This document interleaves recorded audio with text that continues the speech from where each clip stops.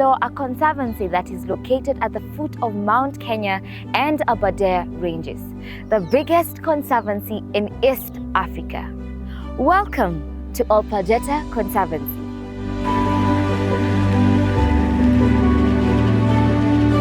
Ol Pejeta Conservancy, one of Africa's leading wildlife sanctuaries and a safe haven for some of the world's most endangered species.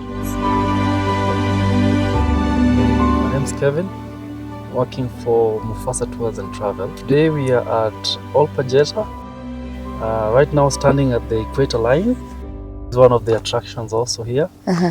And we are going to do some game drives in the Ol Pejeta and see what we have. What are some of the main attraction points of Ol Pejeta Conservancy? It's the Chimpanzee area and the equator, and also the two remaining northern white rhinos. They're being taken care of. Located at the foothills of Mount Kenya, Ol Pejeta spans an impressive 90,000 acres dedicated to protecting and preserving wildlife. Let's find out what exactly is this project about and which animals are taken care of in this conservancy. I'm Robert Morado, one of the northern caregiver.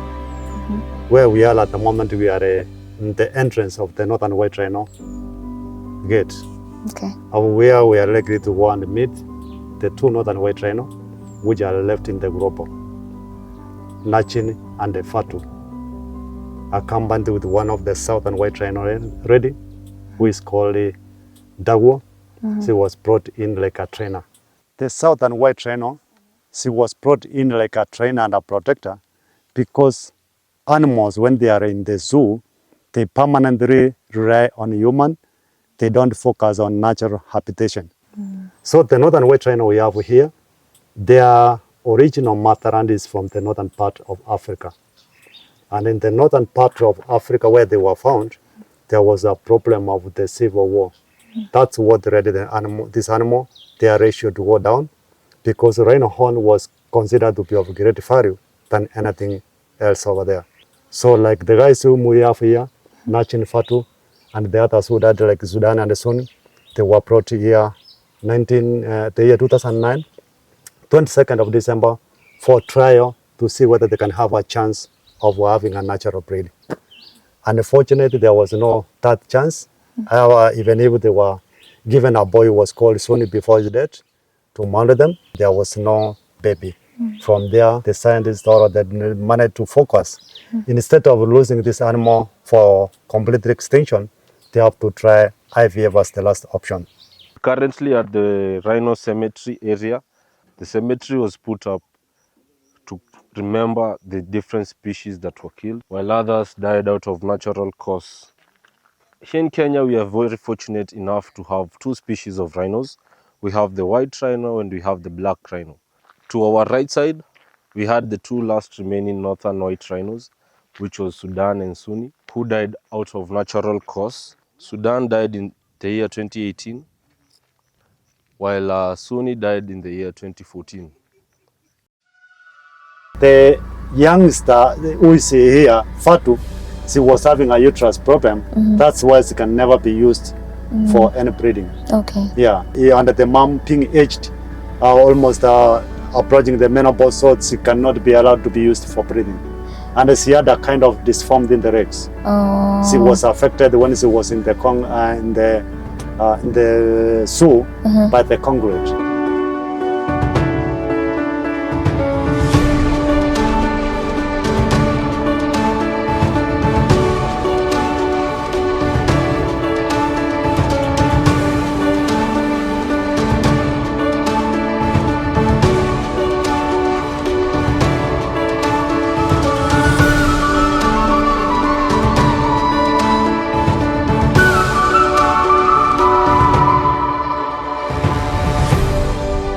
I've reached in a point the surrounding of the black rhino by the name Baraka.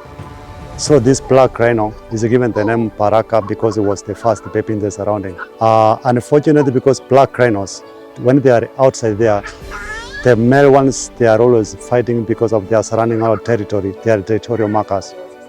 Baraka managed to have a fight with another boy in the field. After fighting, his right eyeball was damaged, got an abscess, and the left got an infection of cataract. Because of conservation aspect, that's why Baraka is now being put separate from the rest of the rhinos which are there in the conservatory. Because if it was to be left in nature, he might have been killed by other bulls. Maybe you can have a chance of trying to feed the Baraka, and when these animals, during the daytime, they like sleeping a lot, and at the night hours, that's when they like moving a lot.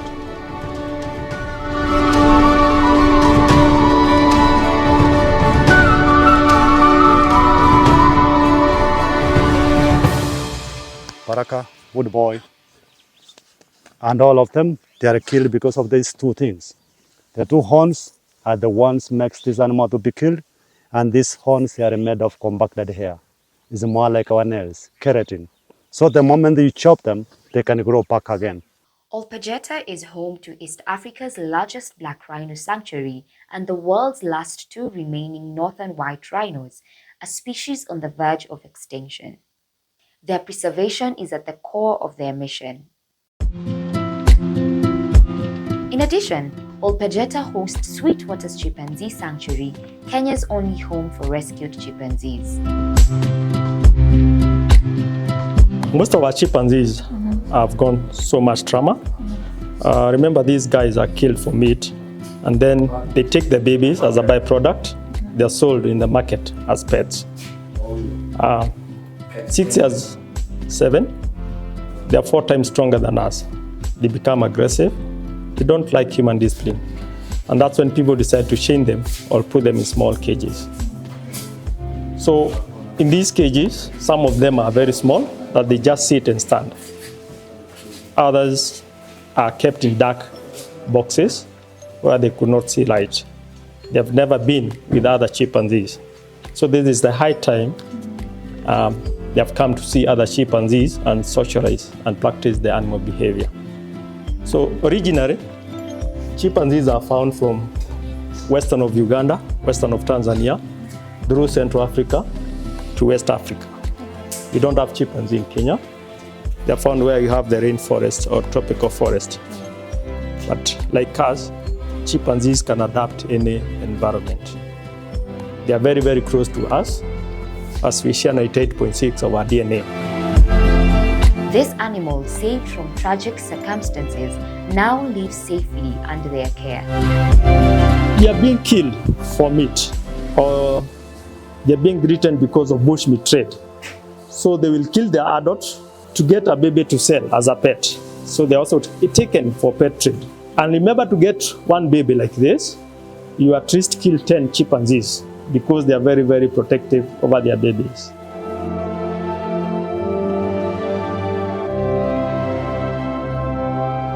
The Conservancy is home to far more than rhinos and chimpanzees.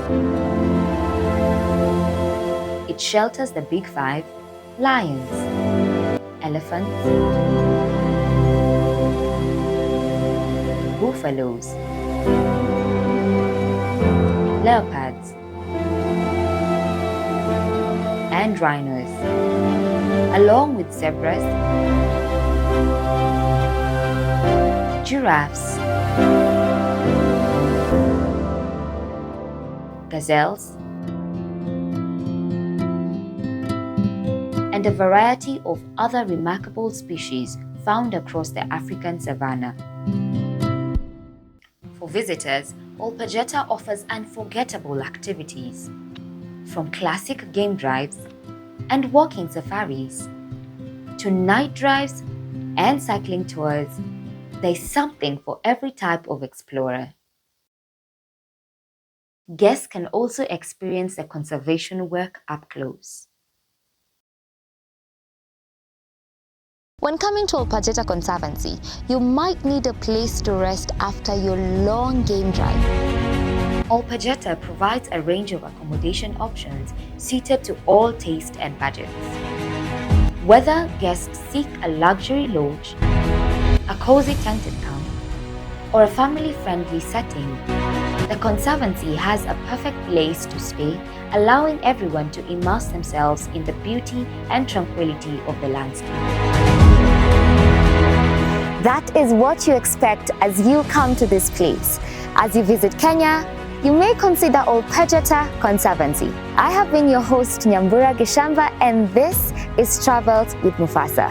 Remember, think travels, think Mufasa.